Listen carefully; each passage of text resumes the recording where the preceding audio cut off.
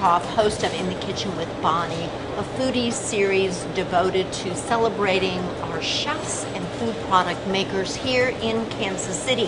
This week we are at the Local Pig, and with me is its owner, Alex Pope. Alex, thank you for inviting us to the Local Pig. You're welcome, Bonnie. Thanks for coming in. Okay. Let's discuss the concept first for the Local Pig.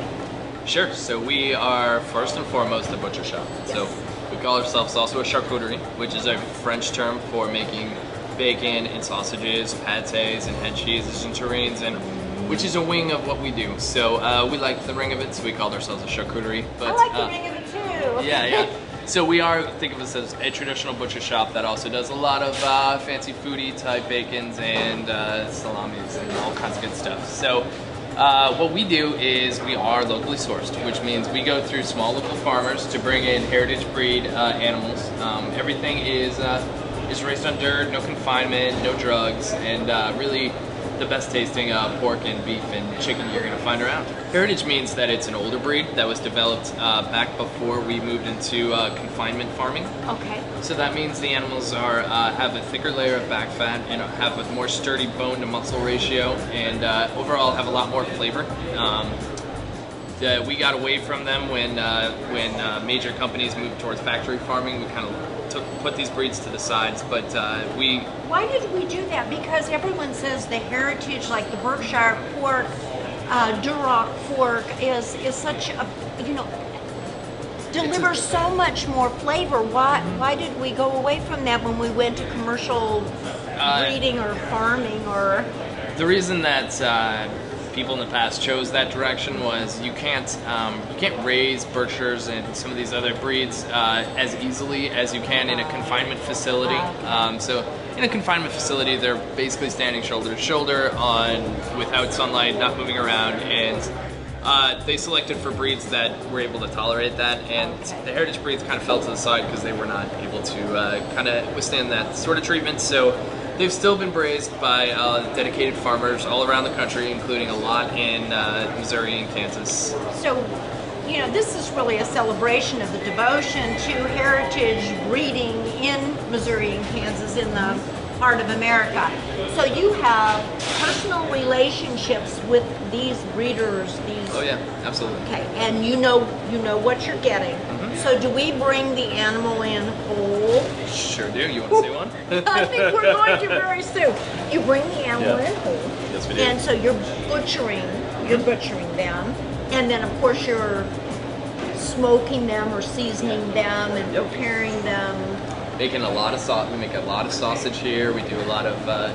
We do for instance, like smoked pork chops. We do raw pork chops as well. We make hams from time to time. We make pates. And what's your history? How'd you get here? So I decided while I was in college that I really actually needed to go to culinary school. So I did that. I moved to New York and went to culinary school. I worked, went to school and worked there for a year. And when I was done with my training, I moved to Kansas City with my wife. I ended up getting a job at the American Restaurant. Yes, you did. So I stayed there for about 3 years. I was the sous chef with Chef Debbie Gold and Chef Selena Teo. I was very fortunate to work with both of them, which Good was for you. It was very good timing on my part, very gracious timing on my part. So I was really there that I got the chance to experiment with this kind of stuff. Both of them were super good about letting me buy animals and cut them up and put them on their menus. They're both very creative chefs. Oh, I'm sure you've worked with both of them. And yeah, both of them have been in the kitchen. Yep, and they're very supportive of me as a growing cook, and that's the reason I got to be here, is because they let me play around and make mistakes and do that kind of stuff. Christopher Elbow was, I think, the pastry chef at the American Restaurant, and then went off to pursue his passion, not dissimilar from what you're doing here. I took a lot of inspiration from what he did, including packaging. We get a lot of compliments on our packaging, and we knew we'd be selling a premium product, and I wanted it to be packaged in a premium way. This space, old space, what was this? So originally this was a bar in a hotel. Okay. So you can still see upstairs. There's about 5 upstairs. In this, it's the same footprint, but there's almost 6 rooms up there, small rooms. like how many years ago do you think? I don't know for sure, but my best guess is turn of the century, so 1900. Of the 1900s. Yep. Yep. You can still see the sign for the saloon on the side of the building in very faded letters. If you look up top, it says J. Smith Saloon. Well, we had a lot of cattle people around here. They needed a place to stay. And then it was the post office for about 40 years. Yep, on cold mornings when it's foggy in here, you can still read U.S. Post Office in the kind of ghost letters on the glass. It's pretty cool. All right, so now today it's a butcher shop, and it feels reminiscent of the way people used to go shopping, where they went to a bakery and they went to the butcher shop and then they got their produce somewhere else, and so you are totally devoted to this food. Yeah, this is totally devoted. I want to thank you for creating this concept and for the work you're doing and helping to educate the public about why this kind of food matters and why this kind of care to our animals. It's not only more humane, but the flavor and the nutrition and the human experience from it. Yeah, it's a win-win for everybody. Everybody wins. So I'm prepared now. I'm brave. I'm going to go back and see you butchering. See one of these guys? I'm ready to go do it. Let's go to the kitchen. Yep. Let's go do it.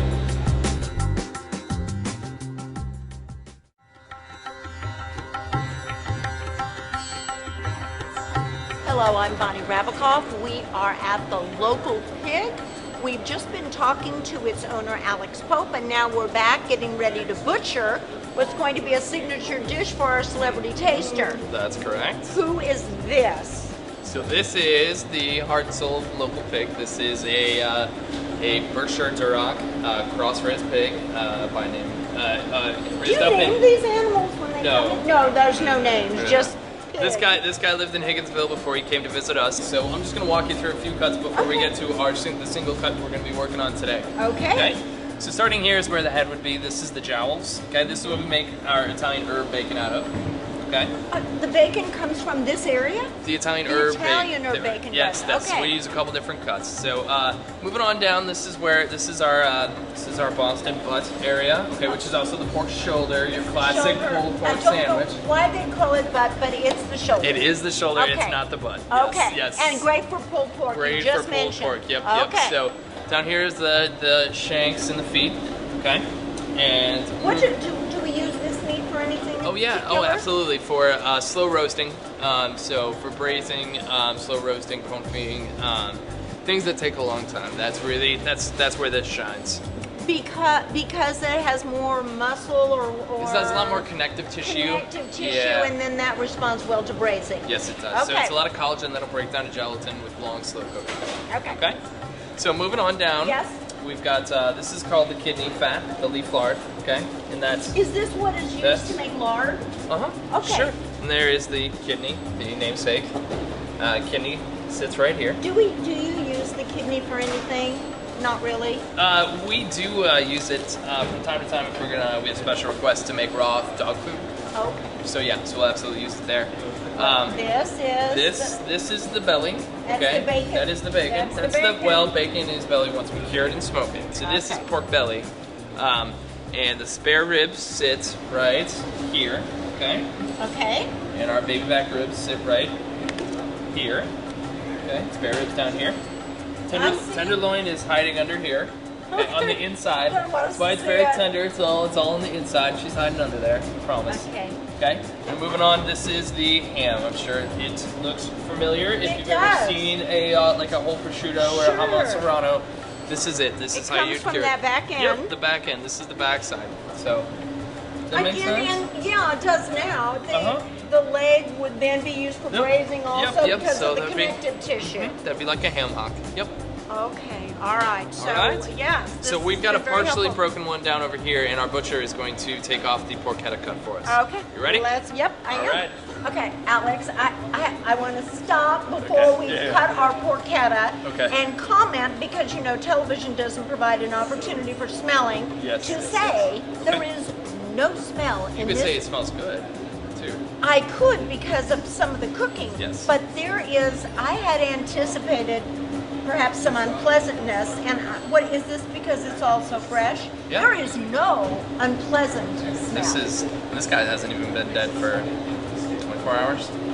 That's fresh. All right, who is our butcher here? His name's Miles. Hi, Miles. Miles, thank you for cutting our porchetta for us. So we know this is the rib-ish area. Where's the porchetta in here? It's gonna come out of right here. Okay, we're gonna start butchering. Okay. Yes, Mr. Butcher. All right. Okay, so we are cutting out our porchetta. And this is coming from the bone-in middle of the pig. Yes. So what we're doing is we're separating a piece of the belly that we're gonna leave attached to the loins. Now it's beginning to look more familiar. Yes, it looks like a pork chop, doesn't it? Looks like a pork chop and looks like bacon. Here's the cut, which we'll be destined for our porchetta. We're just gonna have Miles trim a touch off for us. Okay. Just the very end right here. So we'll go ahead and that'll go in our sausage, and we'll get started on preparing our porchetta from this cut right here. Okay. It's been butchered, and now we got to get ready to cook it. Yes, we do. So tell me. So we're gonna make a dry, somewhere between a dry rub and a marinade for this for our roast. Okay. Yes. Yes. So we're gonna start with some spices. Okay. What are those? So we've got fennel seeds, Yes. caraway seeds, and dried orange peel. The dried orange peel is what I didn't recognize. Okay. Yep. So those seeds are Orange gonna, works so well with pork, doesn't it? Well, with a Yeah. lot of meats. yes, it does. Now, toasting just brings out the flavor. The essential oils get moving, and they happen. It has to happen at a very high temperature. That wouldn't happen in a regular cooking. So you see the seeds are starting to turn a little green. And what's important to note is that you're dry. Yes. This is You dry. just see a bare wisp of smoke.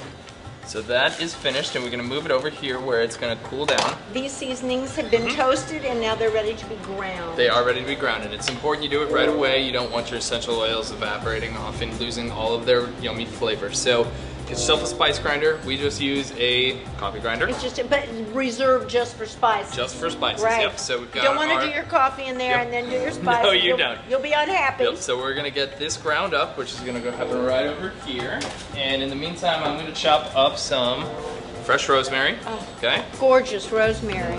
And And that winter's over pretty we well. still have rosemary growing in the ground on our garden right now. And we're gonna start adding in the rest of our stuff, okay? Okay. Which is gonna be some really good olive oil, okay? This is the time to use your good extra virgin olive oil. Yes, it is. Okay, so we The are. temperatures aren't gonna get very high in this, and that's really where extra virgin olive oil doesn't do well. The oil just carried the fragrance of the rosemary right on up. We're gonna add some fresh salt. And That's I kosher can tell sea it's salt. kosher. Yep. We're gonna add garlic. So we use a microplane tool to What zest a our great garlic. idea.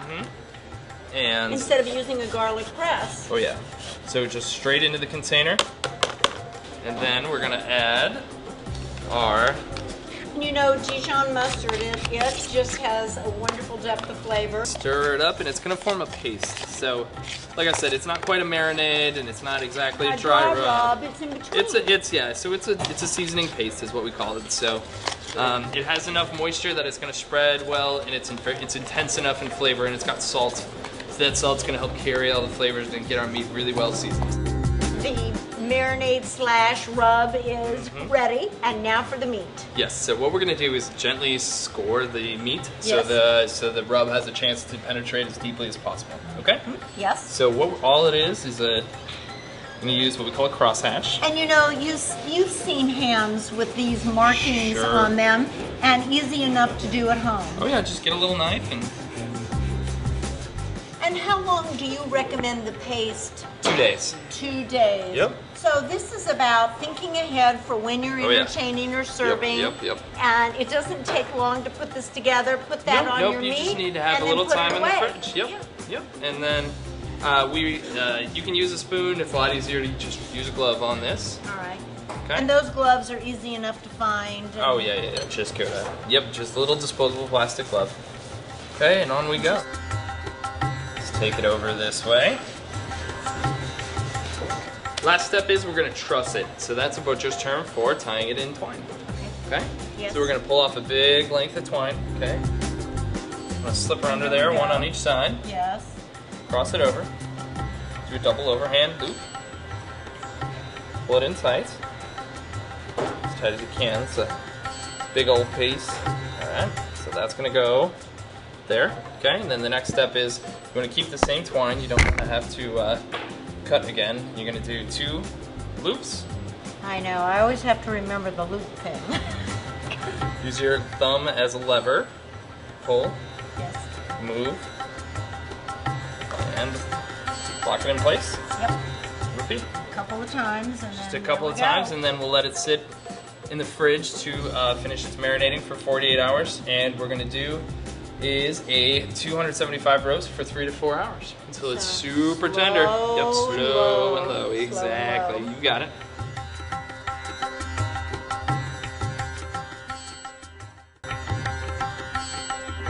Okay, Alex, we're ready to put together the sandwich. Mm-hmm. What do we have here? So we have our fully cooked porchetta. You'll see the So loin in the belly, just from the leg, just like we just made.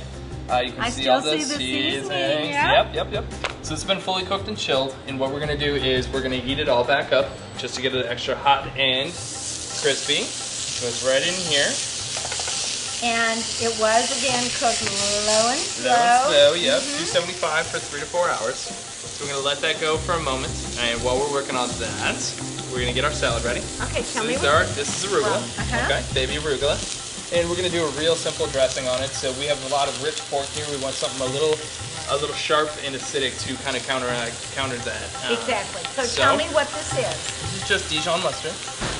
Okay. Pure ground Dijon mustard. We'll put a little on there. Okay.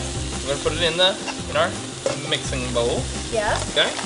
With some olive oil, just a shot olive oil. And again, extra virgin. Extra virgin olive oil. You know, your hands, they were the first, and they still remain the best cook tools. Yes, they do. Yes, they do. Yep. So we just want this seasoned nicely. Yep. And if you taste it on its own, it's going to be pretty sharp because again, it's going to have to balance out some very rich stuff. So we need to remember that it's not about the way any one thing tastes, but it's all in the in the balance. Okay. So we're going to turn that over. We have some caramelization here. Okay. So now I know that you use a local bread maker for your bread. This is farm to market, okay? They make a great pretzel roll, which we is that what use here. this is? And this is a black truffle aioli. So we're gonna find the bottom of the bun, and we're gonna put that on the bottom of the bun. It's got some dried porcini mushrooms and truffle salt in it, okay? Oh. Just on a mayo base, okay? So is this something you put together here? Oh yeah, it is. Yes, it is. Yes, it is. Okay. So that's the first step. Second step is to get our pork on there. And it's a big piece this time. Look at that one. Yes, I am looking at that one. Put on our fresh greens. And how wonderful that bright flavor is with the richness of the... It's important. It's important. And we've got ourselves a porchetta sandwich. Okay. So, all right, time for our celebrity taster. All right, let's go get her.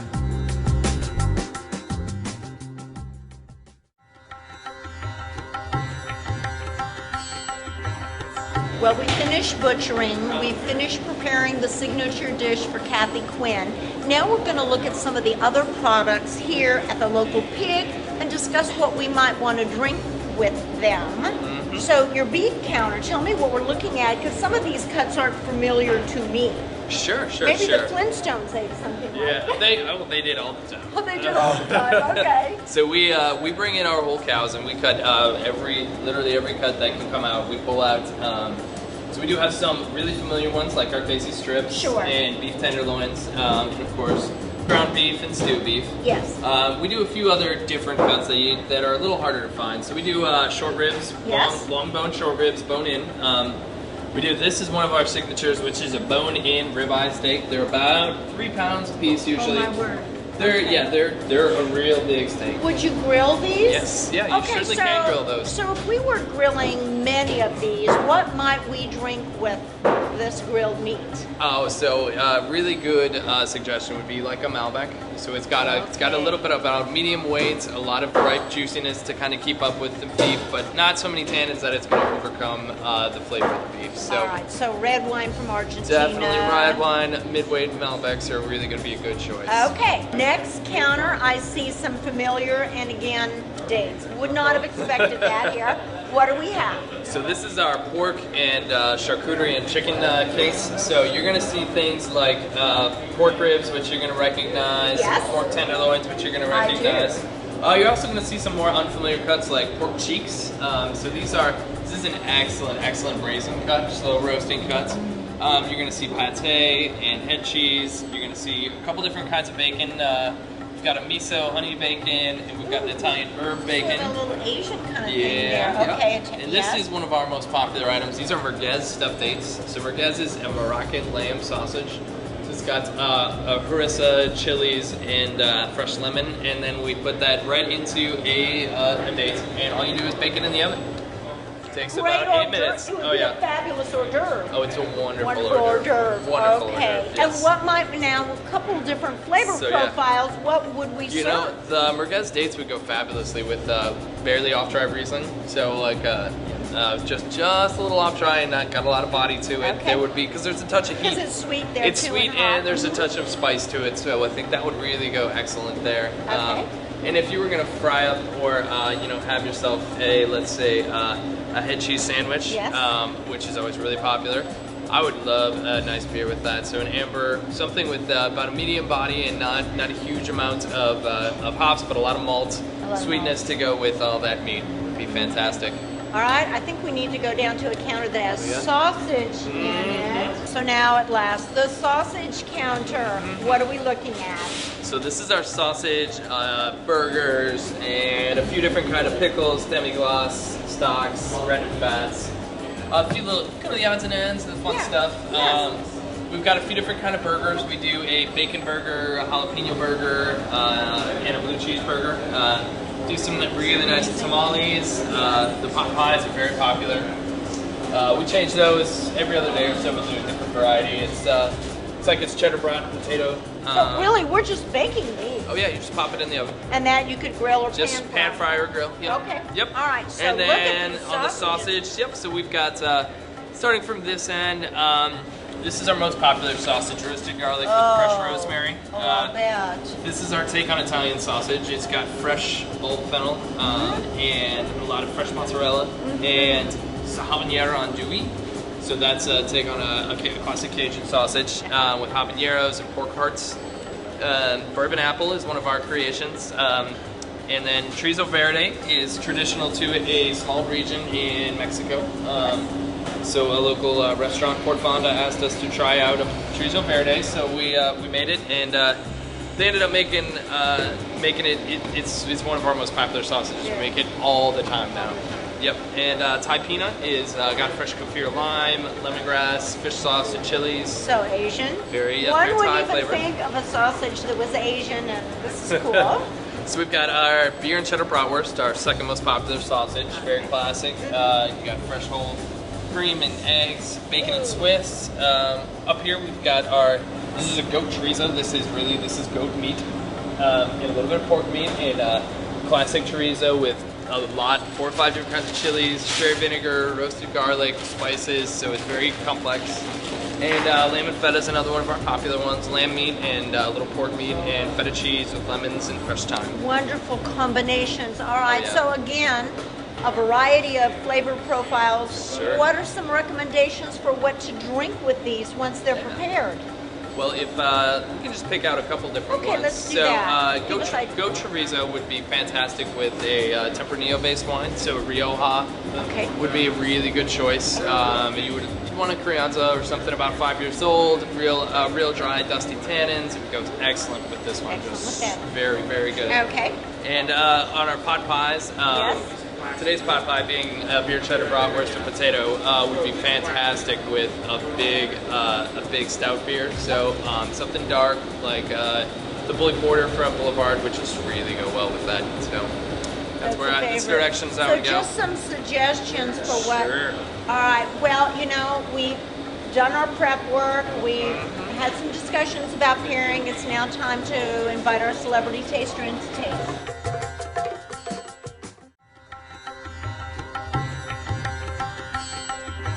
Hello, I'm Bonnie Rabikoff, and we are ready to do some tasting here at the local pig. Our celebrity for the tasting is Kathy Quinn from Fox 4. Kathy, thank you for joining us back in the kitchen. You've been with us before.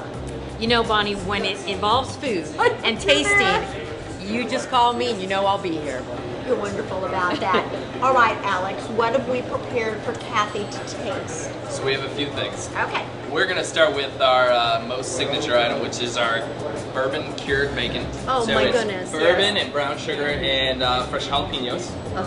Smoked over apple wood for a couple hours. And then next to that is our handmade copa. So this is a hand-diced sausage we cure with orange zest and sage and cloves.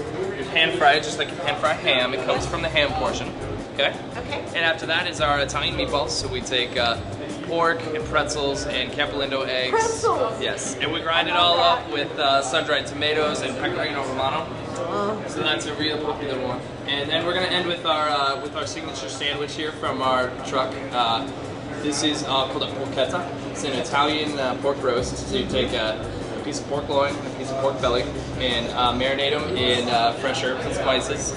Roll it up, slow roast it, and then we serve it with black truffle aioli and mustard-coated arugula. I won't go hungry. No, I don't you guys think are so. going to be set here. So, you got enough forks and everything? I think we're All right. We're ready. Great. Yep, Well, yep. enjoy. We'll talk to you later. Thank you. Thank you. Okay, now Kathy, so maybe we just put a little bit of everything on our plates. Okay. Alex is all local. None of these animals have been mistreated or shot with steroids or growth hormones or antibiotics. They've been cared for well, and then he has respected the product by the way he prepares it and seasons it. That's kind of the trend, Bonnie, isn't it? Yes, the locavore, and that he has. What did you just taste? What was that? Sausage. I think this was the sausage. Or it's more like the piece of ham. I'm going to bite into this because I can't wait to eat it. Oh no, this is good. It tastes so fresh. This is Stepping in fabulous. here is like stepping back in time. I was going to say this reminds me of old Italy, Right. old Europe, old somewhere. Where they're totally devoted to meat products. That's what they do. Okay, I'm going in for the meatball. I have to. Okay, this bacon, Okay. phenomenal. Do you taste the pretzels? I'm on the bacon at the moment, and it's just totally captured my attention. That bacon's amazing. That's the best bacon I've ever tasted. I honestly can say. Have you bitten your sandwich yet? That is luscious. That's delicious. I just have to say, the bacon is, I love bacon anyway. I love meat, but this is incredible. I understand that at Fox 4, you have put together a new program that recognizes kindness in Kansas City. Will you tell us a little bit about this, and good for you, and kudos to you all for doing this. This was during the time when they began this, when people were taking furlough weeks. And here we were. We wanted to show the community, get them pumped up. And people love it. When they see me out, they'll say, oh, you're going to pay it forward to me because it's a surprise. What you do is somebody nominates another person. For an act of kindness, For an act of nobleness, kindness, yes. or, okay. And For then- instance, and then you go in and within an hour, for instance, if you nominated our wonderful photographer, We love our photographer. we love him. Okay, let's say you nominated him. I come with you. I count $300. Then we, within an hour, have to go find him and surprise him wherever he is. And that $300, they can do whatever they want. Most of the time, our wonderful recipients give back to the community. We had a woman who works at a food pantry. She could use the money herself, but she donates a lot of her time. She goes, this will buy a lot of corn, this will buy a lot of beans, you know.